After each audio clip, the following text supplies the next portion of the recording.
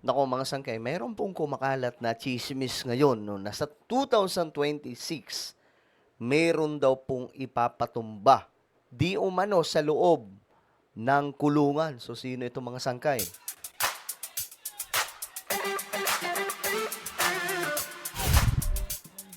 So, ngayon nga po, nagiging usap-usapan po ito ngayon mga sangkay, itong malaking tao na nasa loob po ng kulungan, no, na posibleng ipatumba anumang oras sa taong ito, mga sangkay. At kung ano ang dahilan at kung sino yan at bakit kumakalat ng chismis na yan, pag-usapan po natin bago tayo magtuloy-tuloy sa mga hindi pa po dyan nakakapag-subscribe sa ating YouTube channel. Tayo po ay road to 2 million subscribers na, padami po tayo ng padami dito sa YouTube. Kaya naman kung gusto mong mapabilang sa patuloy na dumaraming mga solid sangkay, makikita nyo po yung subscribe button sa baba ng video na to. I-click nyo lamang po yung subscribe, i-click ang bell at i-click nyo po yung all. Sa mga nanonood naman po sa Facebook, i-follow nyo po yung ating Facebook page. Okay? Eto na. Pag-usapan po natin. Shoutout pala sa lahat ng mga solid sangkay na nanonood ngayon. Happy New Year, guys. So, ito nga po, mga sangkay, no? Kumakalat po ito ngayon. Ayan. Mahinggan po natin. Sino nga ba itong ipapatumba sa loob daw ng kulungan? Chismis ito, mga sangkay. Pero alam nyo naman, kapag may lumabas na chismis, ibig sabihin, may pinanggagalingan po yan, mga sangkay. Diba? Kapag may sumingaw na usok, ibig sabihin, mayroon pong nagsindi niyan, mga sangkay.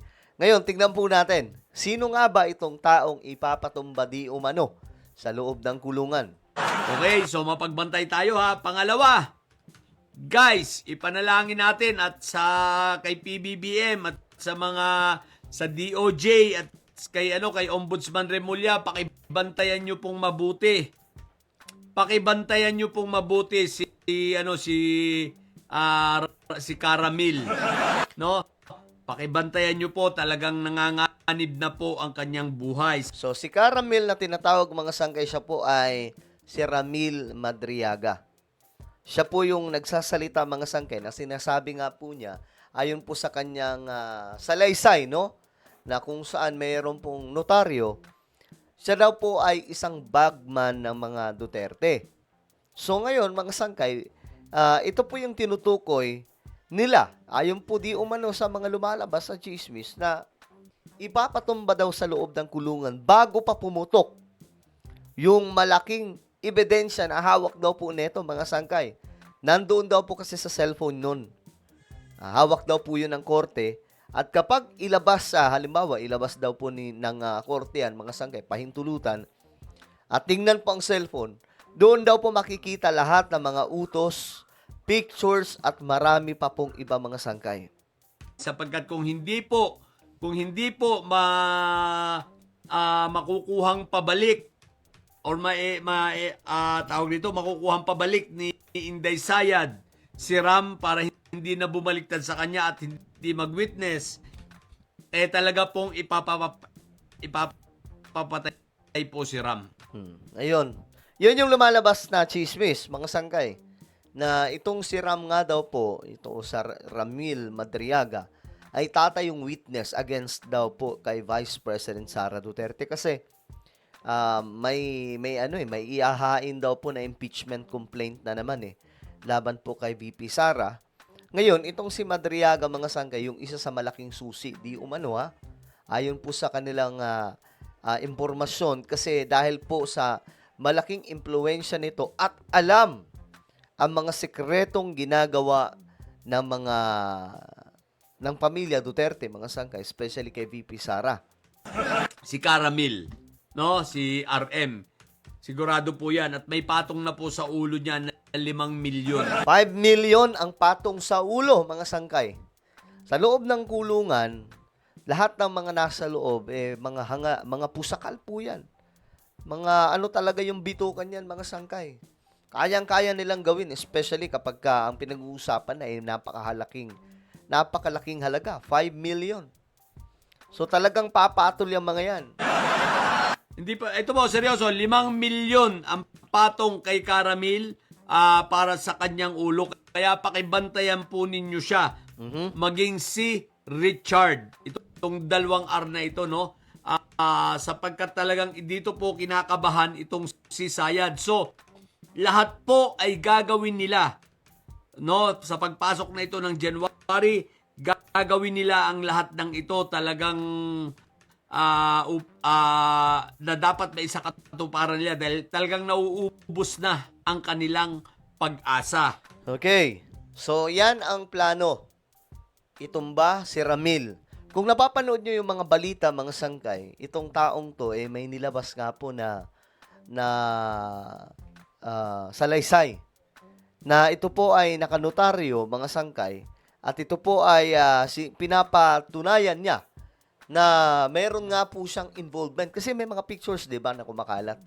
Maliban sa pictures, makikita din po sa isang mga video, mga sangkay, may lumabas po na video na kung saan tinawag po siya ni VP Sara na Sir Ram. Ibig sabihin, kilalang kilala po siya. Meron din po sila mga larawan ng video call na kahit anong tanggi pa yan, mga sangkay, kahit sabihin, hindi ko kilala yan, hindi magsisinungaling ang ebidensya eh. 'Di ba? Sa video call pa lang, kahit nga tayo mga sangkay, 'di ba? May kipag-video call ba tayo kung hindi natin kakilala yan? Kahit sino pang sabihin, let's say, especially politiko po si VP Sara, hindi po sa basta-basta tatanggap ng kahit na sinong, kahit na anong tawag, 'di ba, sa telepono. Video call pa, lalo mga sangkay. Kung ibang tao si Ram o si Ramil Madriaga, hindi na po aabot sa video call, mga sangkay. Ano yun? Siniswerte. No, talagang si Sayad, katunayan dahil sa talagang depressed na sila, no, ipit na sila, ang kasunod nilang plano nga, kumbaga, ang plan B nila, talagang ang ipupush na nila, no, para tatakbo sa pagka-presidente sa 2028, at yan ay babigyan ko ng ibang content ha, ay si Baste. Si Grabe naman yun, kumbaste. Baste na takot sa pulang brief. So, ang sinasabi ko lang, seryoso, mag-iingat tayo. So, bantayan natin. House Speaker, bantayan nyo ang inyong sarili, bantayan ninyo ang inyong hanay dyan sa mga kababayan ko. Kapag inaus at pinatalsik si House Speaker Bogie D, tandaan natin yung mga taong boboto rito. Pero ako'y naniniwala, pag nangyari ito, magkakagulo na talaga dyan sa Pilipinas. Maraming tao ang hindi papayag at obvious ang kanilang gagawin. At least ngayon, binubulgar na natin para malaman ng sambayanan, malaman ng mga tao ang plano nitong sila Inday Sayad ng Sayad siblings na patalsikin si Bogie D upang maharang ang impeachment niya at maiakyat ang impeachment ni PBBM at makuha nila ang kapangyarihan. Mai-impeach si PBBM, patatalsikin din si ang Senado, si Tito Sen, talagang So, kailangan nila ng mahaba-habang niyan, mga sangkay. Kailangan nila ng mahaba-habang plano niyan kung gagawin nila yan. Pero ayun na nga, mga sangkay, isa po sa alas talaga ay itong si Madriaga. Ayan po. Si Sir Ram kung tawagin ni Vice President Sara Duterte. Kapag yan ang nagsalita talaga with evidence, doon na po talaga matutuldukan ang lahat, mga sangkay, tungkol po sa mga issues about confidential fund, na issue ni VP Sara at kung ano-ano pa mga ka-issuean na nabisto, mga sangkay. Dito po talaga magkakaalaman, no? Itong si Sir Ram kasi, mga sangkay, o si Ramil Madriaga, madami pong alam Kung nabasa nyo lang yung kanyang salaysay, nakita po doon kung ano po ang kanyang ginagawa, mga sangkay, sa mga Duterte. Matindi po kanyang pasabog Sabi ko nga, itong ganitong klaseng pasabog, kailangan nito ng suportahan ng ebidensya. Kasi mahirap, mga sangkay, kung mag-aakusa, tapos walang ebidensya, magmumukha lamang pong paninira yan. 'Di ba? Kahit pa sabihin natin na totoo yan, totoo yung ganito, pero kung walang ebidensya, ang lalabas po niyan, paninira lamang. 'Di ba? So ayun mga sangkay, ipapatumba daw sa loob ng kulungan. Well, abangan po natin. Mag-iingat po sana, no? Sana maging mabantayan niya yung kanyang sarili. Ano po ang inyong opinion? Comment down below. Meron po tayong YouTube channel. Ito po ay Sangkay Revelation. Hanapin nyo po ito sa YouTube ngayon din. Kapag nakita nyo na, i-click nyo po yung subscribe, i-click ang bell, at i-click nyo po yung all. Ako na po ay magpapaalam. Mag-iingat pong lahat. God bless everyone.